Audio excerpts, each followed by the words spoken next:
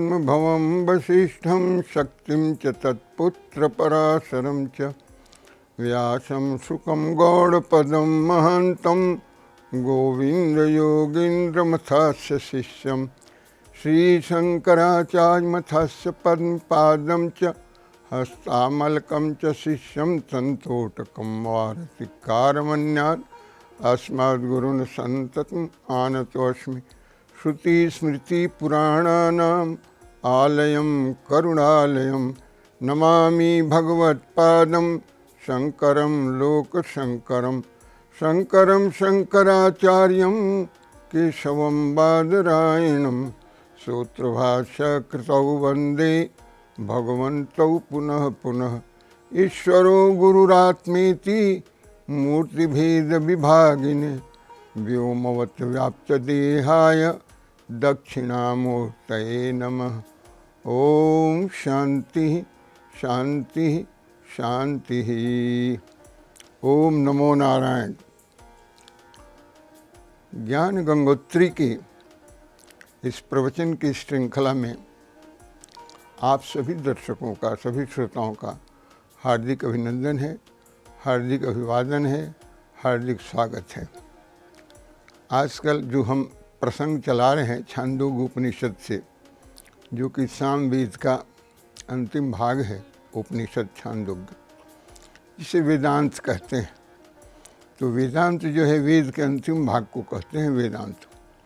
उसी वेदांत में छांदोग्य उपनिषद है और उस छांदोग्य उपनिषद का जो मंत्र है, जिसको महावाक्य में लिया गया है, 4 वाक्यों में सामवेद का जो महावाक्य है तत्त्वमसि, तो इसकी विवेचना अभी इसके बाद की अलग श्रृंखला, इसी श्रृंखला में अन्य एपिसोड में हम चर्चा करेंगे। अभी हम जो चर्चा का विषय है और जो संवाद है, जैसा कि आप सुन रहे हैं और इसके पूर्ववर्ती जितने भी एपिसोड हैं उसमें भी आपने सुना है, देखा है कि जो ऋषि हैं उद्दालक जी, उनका नाम आरुणि भी है क्योंकि उनके पिता का नाम अरुण ऋषि था। तो अरुण ऋषि के पुत्र आरुणि, और आरुणि का नाम उद्दालक, और उनके पुत्र श्वेतकेतु। तो उद्दालक, आरुणि उद्दालक और श्वेतकेतु की वार्ता के रूप में ये प्रसंग है, जिसमें कि तत्त्वमसि की बात आएगी। इस पर हम विवेचना करेंगे, इस पर हम डिस्कोर्स करेंगे, प्रवचन करेंगे आपके साथ। इसी के प्रथम, द्वितीय, तृतीय खंड के अभी जो सेक्शंस हैं उस पर हम चर्चा कर रहे हैं, जिसमें कि प्रसंगवश इसलिए कह रहे हैं कि ये काफ़ी प्रासंगिक है कि हम पहले सृष्टि के प्रकरण को जानें, और यहीं से प्रारंभ होता है कि आखिर सृष्टि ये बनी कैसे है, प्रारंभ में क्या था, और यदि प्रारंभ में कुछ नहीं था तो कुछ नहीं में से कैसे कुछ आ गया।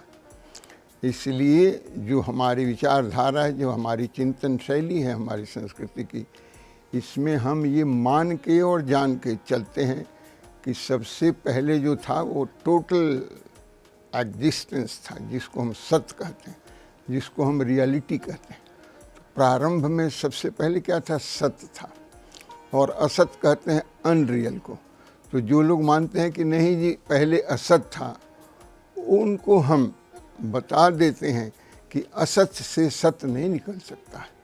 इसीलिए प्रारंभ में हम ये मान के नहीं चलते हैं, ये जान के चलते हैं, इस सिद्धांत को स्थापित करके चलते हैं। सृष्टि के प्रारंभ में सत्य, उसी सत्य का नाम ब्रह्म है, वही परम ब्रह्म है।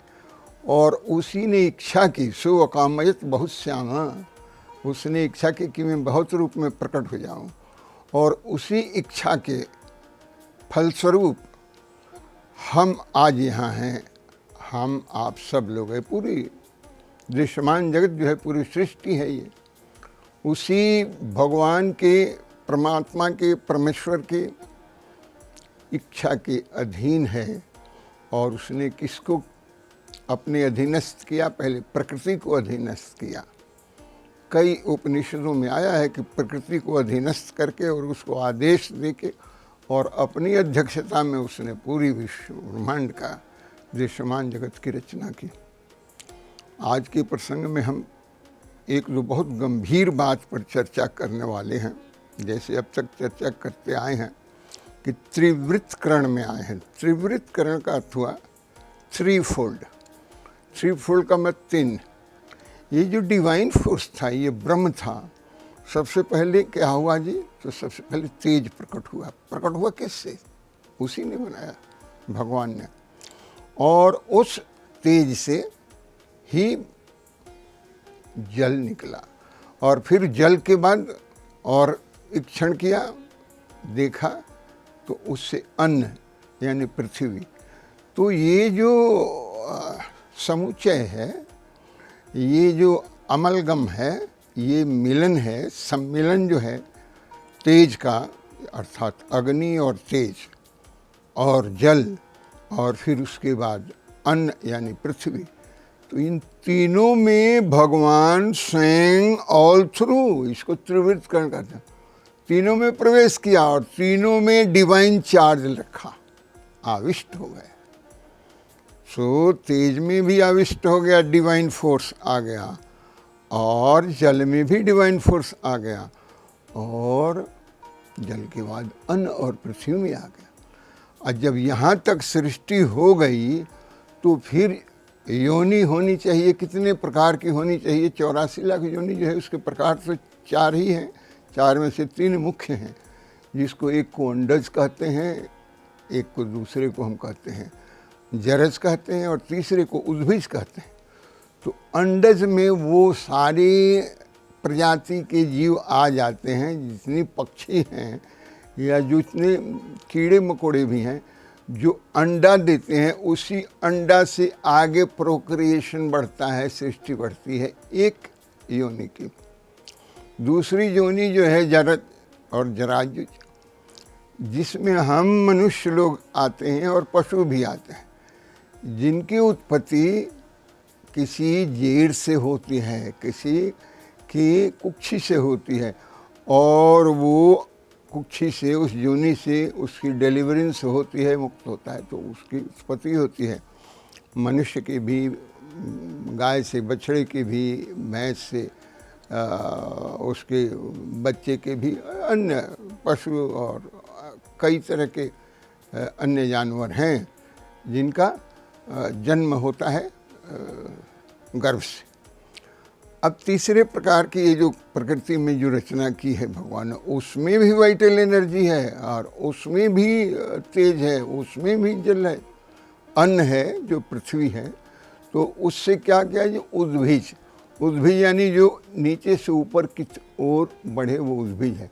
उससे उन्होंने प्लांट्स को, पेड़ पौधों को पैदा किया।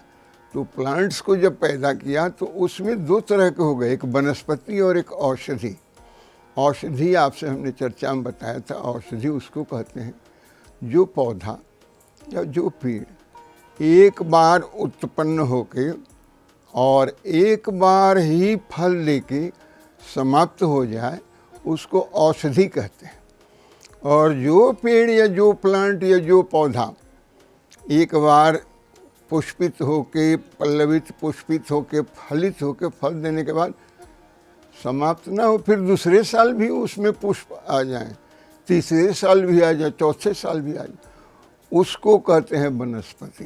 तो जैसे आम है, जैसे बट वृक्ष है, जैसे पीपल है, जैसे नीम है, ये बड़े विशाल पेड़ होते हैं और साल ब साल ये फल फूल देते रहते हैं।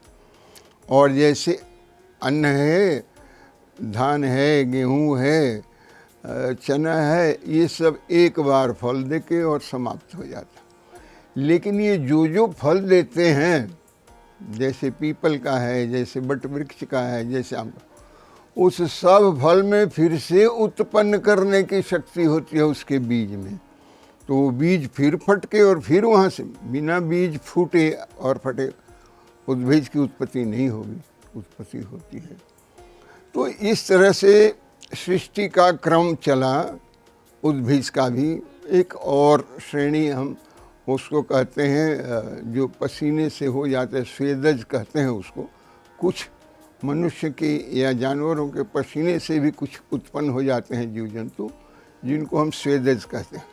तो ये इतने प्रकार की योनियाँ थी और सब में प्राण डाला। प्राण कैसे पड़ गया जी? कि वही प्राण जो तेज के रूप में पहले प्रविष्ट किया था अग्नि में, वही प्राण जो जल में प्रवेश किया था, वही अन्न में प्रवेश हुआ, और वही बाद में जो सृष्टि बनी उस सब में वो प्राण हो गया, उसकी प्रतिष्ठा हो गई। यहाँ तक पहले हम चर्चा कर चुके थे। आज चर्चा की हम विषय को थोड़ा और गंभीर रूप में लेते हैं और आगे लेके चलते हैं कि इस सब में जब हो गया, त्रिवृत्तकरण हो गया, अभी इसके बाद के हम किसी एपिसोड में उस पर भी चर्चा करेंगे, पंचीकरण के बारे में। और पंचीकरण और त्रिवृत्तकरण दोनों को मैं एक साथ कंपैरेटिव तुलनात्मक अध्ययन और व्याख्यान में उतारूंगा, आप सबकी सुविधा के लिए, आप सबके ज्ञानवर्धन के लिए। आज जो हम चर्चा करने जा रहे हैं, इससे आगे की चर्चा में कि ये जब बात यहाँ तक समझ आ गई है, उद्दालक जी के प्रवचन को समझ लिया है श्वेतकेतु ने, तो इसका विचार आगे ये बढ़ता है कि आखिर इसमें जब प्रविष्ट हो जाता है वो, तो वो कैसे प्रविष्ट हो जाता है और उसी में फंस जाता है जीवात्मा बन के? क्या भगवान प्रवेश कर गया इन सारे जीव जंतुओं में, God, not God particle, God himself प्रविष्ट कर गया, आविष्ट कर गया इन सारी योनियों में।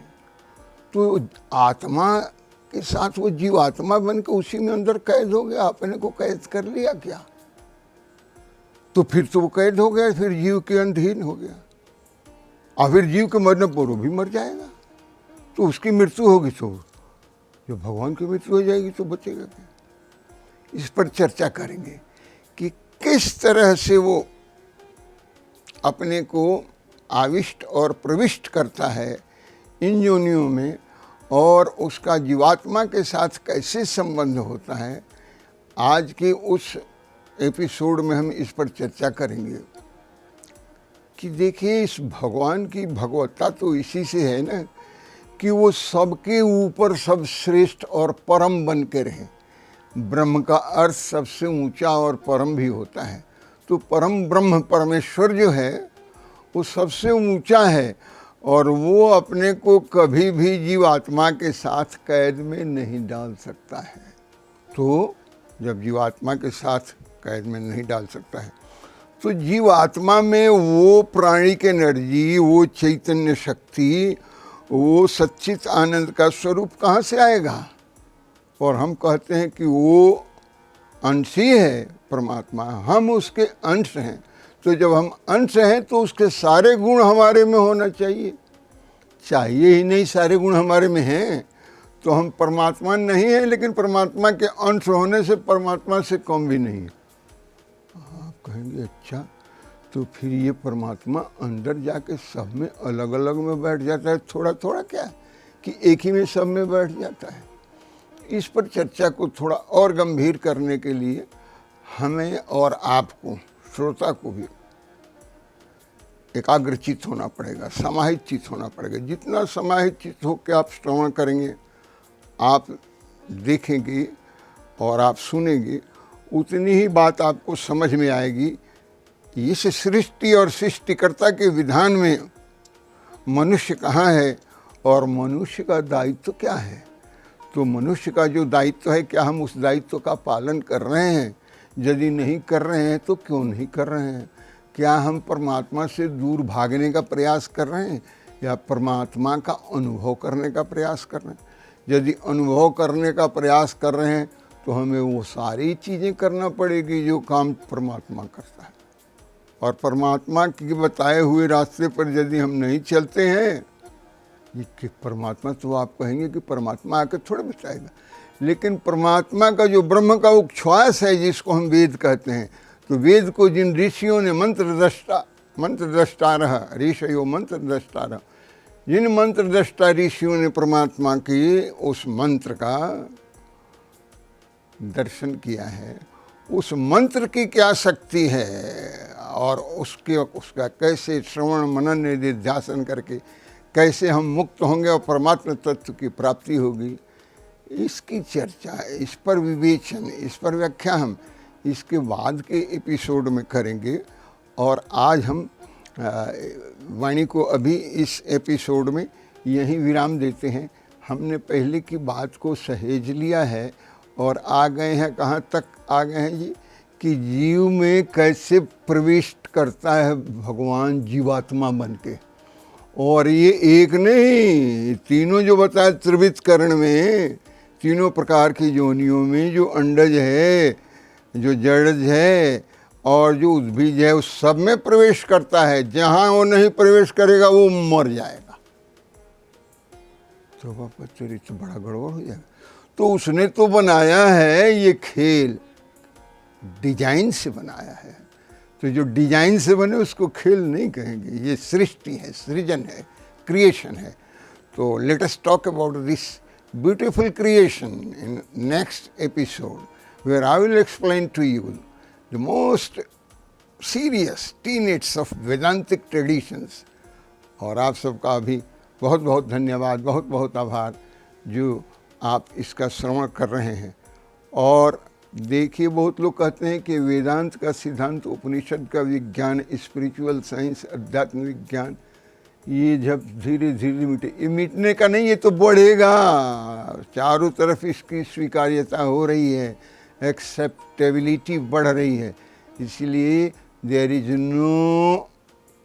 No case for its extinction. गायब नहीं होगा, ये रहेगा और जीवंत होकर रहेगा। इसी आशा विश्वास के साथ आप सबका धन्यवाद करते हैं, अभिवादन करते हैं, आभार करते हैं। ओम नमो नारायण।